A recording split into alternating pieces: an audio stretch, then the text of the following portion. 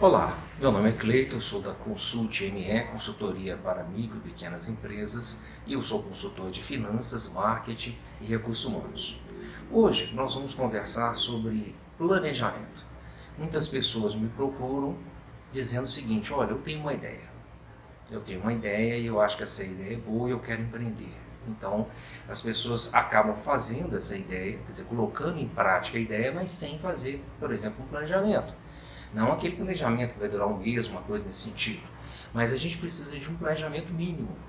Qual o planejamento mínimo que a gente precisa? Isso serve para empresas físicas, não é? Loja, por exemplo, prestação de serviço, ou empresas que estão na internet, por exemplo, no site, não é, de e-commerce. Eu preciso de ter pelo menos 3 etapas desse planejamento. Né? 2 são relativamente fáceis e uma realmente um pouco mais difícil. A primeira, uma análise de mercado. Então, definindo meu produto ou meu serviço, que eu vou fabricar, comercializar, ou que eu vou prestar, né, se for serviço, primeira coisa é pensar em que público, qual público que eu vou atender. Se eu tiver um negócio físico, por exemplo, um comércio, eu tenho que verificar a possibilidade daquela região de ter uma loja, ter essa disponibilidade. Será que o aluguel é caro? Não é? Meu público está naquela região, não está? Então todas essas questões são importantes. Que tipo de público, que tipo de gosto que esse público tem. Na internet a gente faz essa pesquisa também. Não é? Se eu estiver pensando numa ideia onde é quase que difícil a gente colocar no público, então aí a gente tem que pensar no mercado de massa. Então aí já é o público de modo geral. Mas geralmente a gente pensa, principalmente em empreendimentos de pequeno e micro, né?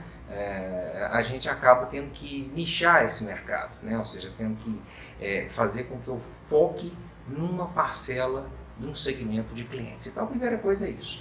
A segunda é definir o valor do investimento. Então levantar o que eu preciso para investir. O que eu preciso para colocar isso de pé? Seja um site, seja uma loja, seja uma fábrica, um ponto de prestação de serviço. Essa questão do investimento, a análise de mercado, não é difícil. E muita gente com preguiça não faz. Né? Depois disso, é preciso pensar no fornecedor. Que tipo de fornecedor eu tenho? Qual o custo logístico disso? Está muito perto, está muito longe?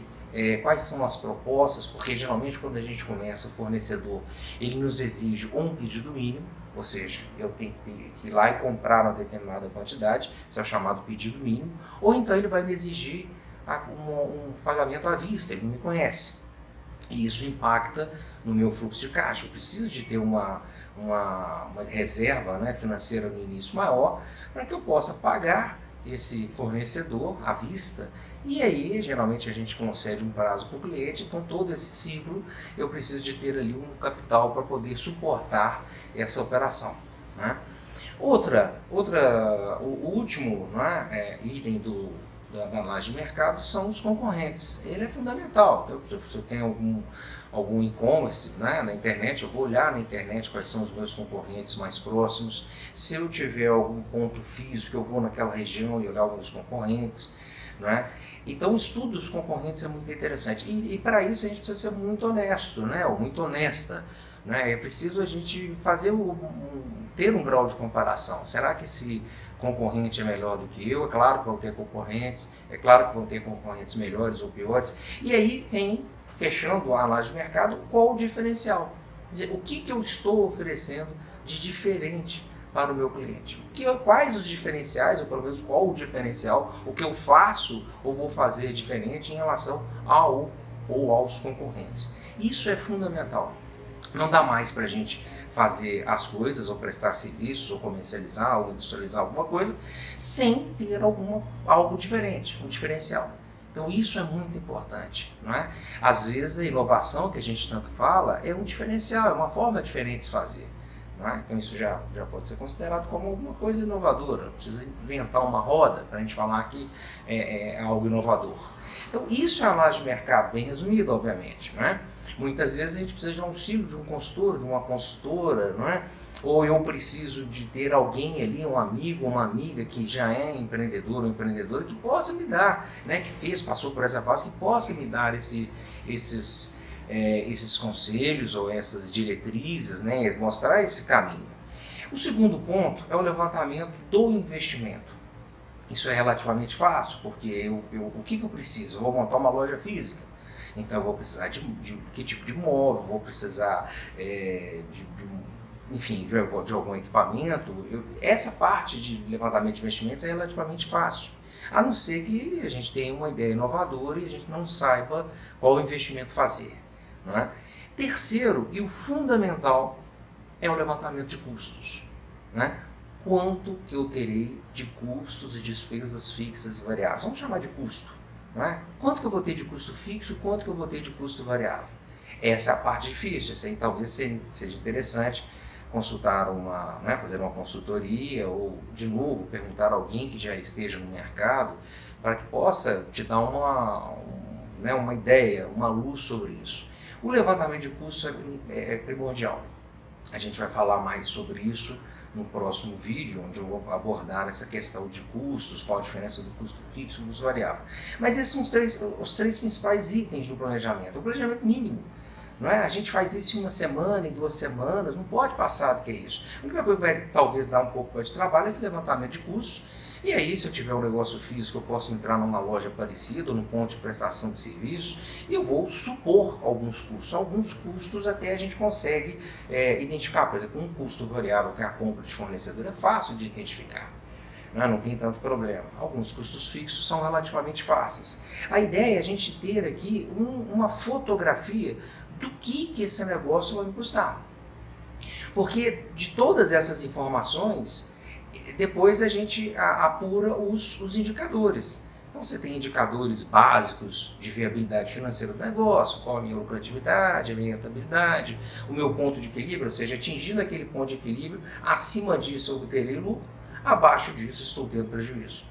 Não é? Esses indicadores são fundamentais, por isso que a gente precisa de fazer esse tipo de planejamento, um planejamento simples, básico. Não é?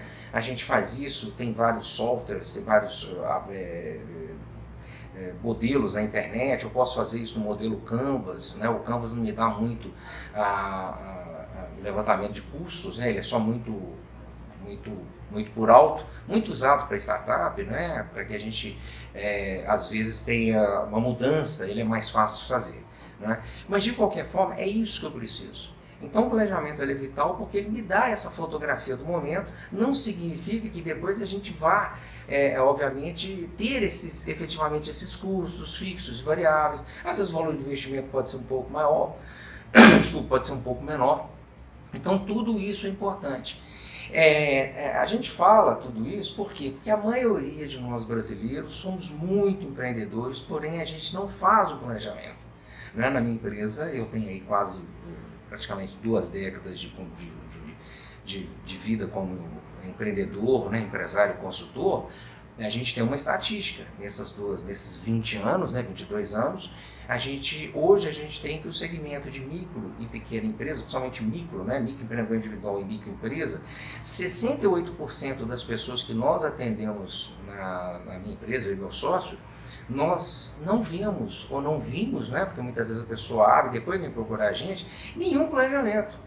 Né? A pessoa teve uma ideia, correu e fez. Legal isso, o pessoal, né, de universidade chama isso de ideação. É bacana você colocar em prática, você não pode ficar muito preso no planejamento. Porém, é preciso que a gente tenha essa fotografia, essa análise de mercado, levantamento dos investimentos, levantamento de custos fixos e variáveis, para que a gente possa saber se esse empreendimento é viável ou não é? Muitos planos que a gente ajuda aqui são planos feitos de uma forma bem rápida, 2 semanas no máximo, estourando 3. Não é? A gente vê que o empreendimento inicialmente ele vai dar algum tipo de prejuízo. Isso é normal, então por isso que eu preciso ter uma reserva financeira, lembrando que a nossa retirada, né, o Prolabore, ela tem que estar, né, ela é um item constante de custo fixo. Muitas vezes a gente nem consegue fazer essa retirada, porque senão eu estou aumentando o custo. E aí, se eu não consigo fazer essa retirada, eu preciso ter uma reserva. Isso é outra coisa que a gente pontua também. É necessário que a gente tenha uma reserva financeira para que a gente possa não só ter recursos próprios, né, para a gente, para o empreendedor ou empreendedora, mas também ter um capital de giro para gerar a empresa.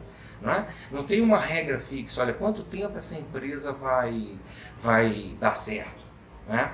na nossa estatística aí da empresa, da Consult ME, a gente tem uma estatística em que em torno de 32%, hoje a estatística que nós temos, a estatística obviamente ela muda de acordo com o tempo, mas 32% das empresas, elas bombam rapidamente. Não é? Esse rapidamente pode ser 3 meses, 6 meses, enfim, curto prazo, 32%.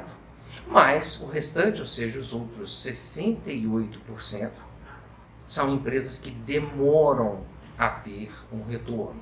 Não é? Isso aí, geralmente, isso aí, diferente de ser uma indústria, começa o serviço. Né? Cada segmento desse tem uma rapidez, uma dificuldade, enfim, uma característica própria, mas eu estou colocando no geral. Então, 68% das empresas que a gente tem de estatística, elas demoram um tempo maior. Quanto tempo? Não sei. Né? Ela pode dar certo em um ano, pode dar, quer dizer que eu falo dar certo, dá um retorno. Né? Um ano e meio, às vezes até mais. Né? Então, é preciso, por isso que o planejamento é importante, porque às vezes a ideia é boa, ela não tem uma viabilidade em termos de lucratividade, não vai te dar uma lucratividade no primeiro momento, mas eu tenho uma reserva, eu vou garantir essa empresa, às vezes meu sustento também, se não tiver alguém para me ajudar, não é? Pai, mãe, marido, esposa, enfim, alguém para me ajudar, algum conhecido, etc.